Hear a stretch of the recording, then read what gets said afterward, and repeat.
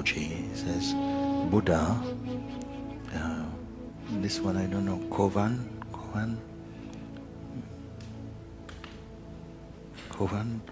Shiva, Jesus, and then in brackets it says, I think, Matthew 6:21.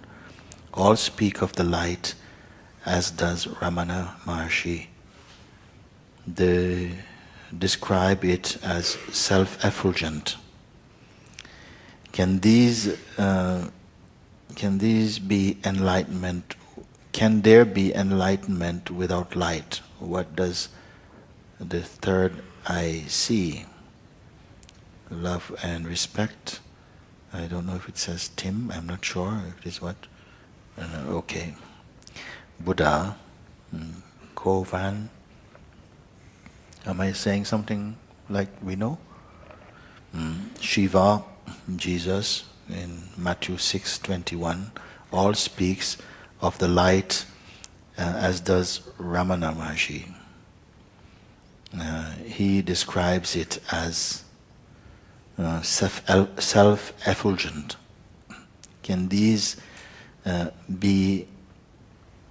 there be enlightenment without light?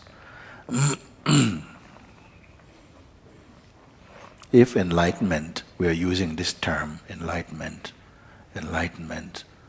means to bring light to the mind, maybe, not to the self.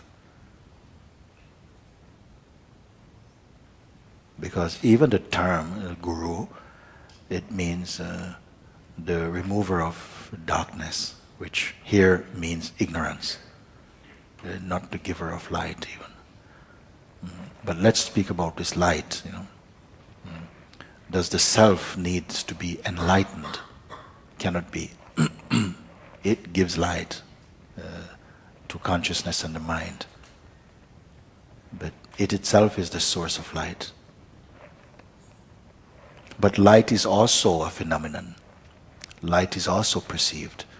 Space is also perceived, because it is said that amongst all the elements known to us, that space is the most subtle. And we are the perceivers of space. So something subtler also than space is here. To the extent that we can say even the perceiving of space is perceived. You cannot use your mind here. Mind will only create images, and images are gross forms, are emanating out of that. The image is itself seen. The image cannot witness itself. A cloud doesn't know it is passing. A flower doesn't know it is beautiful. To whom do they appear? This one. And this one sees them with the light of consciousness. The light that emanates from consciousness. This is revealing the forms of the creation, you see. So that is also seen. So the question, Sri Ramana, he describes it as self-effulgent. Not relying upon something else. Not relying upon something else. The moon, they say, has no light of its own. I am told this. I never could prove it. He said the moon doesn't have a light of its own, that it is reflecting only the light from the sun. This is what I'm told like that. Okay? And the sun is not depending on something else. The moon is depending on something. The moon is depending on the sun's light in order to reflect even this coolness that we enjoy. So, mind is like this moon, and mind's light is like this moonlight. It also can only reflect also the energy that's coming from the sun self is like that. And the light of the sun and the sun are one. Harmony.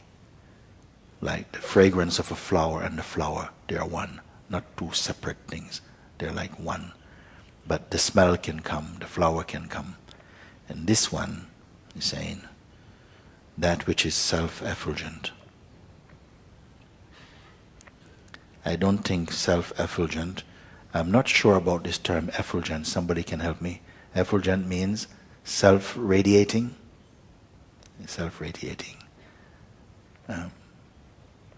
Then if he speaks about a light which is self-radiating, then it can only be a metaphor for the self, not the phenomenon of light only. It must be some metaphor for self, because self is beyond light and darkness. In it, light and darkness manifest, time and space manifest through the mind and consciousness. All of these can appear, but it itself is not an appearance. What are we speaking about? You.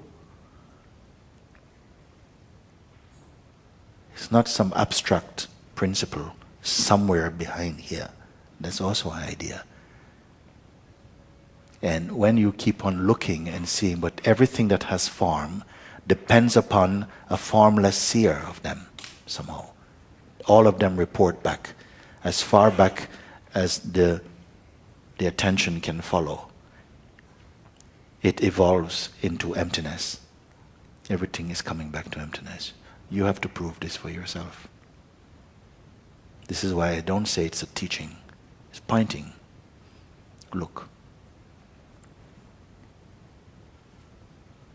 Ultimately, can what we are be a phenomenon? And a phenomenon cannot witness itself. We say the ego is aware of itself, but what's aware of that? So that awareness somehow comes into emptiness again. And it is the experience of this that brings clarity and peace to the mind.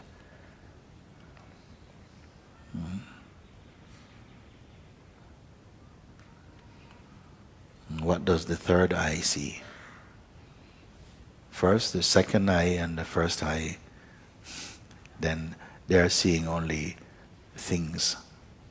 And the third eye is seeing what also?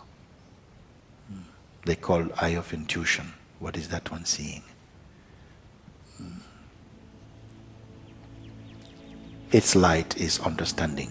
That is the light of the third eye. Intuitive understanding. But what sees third eye also?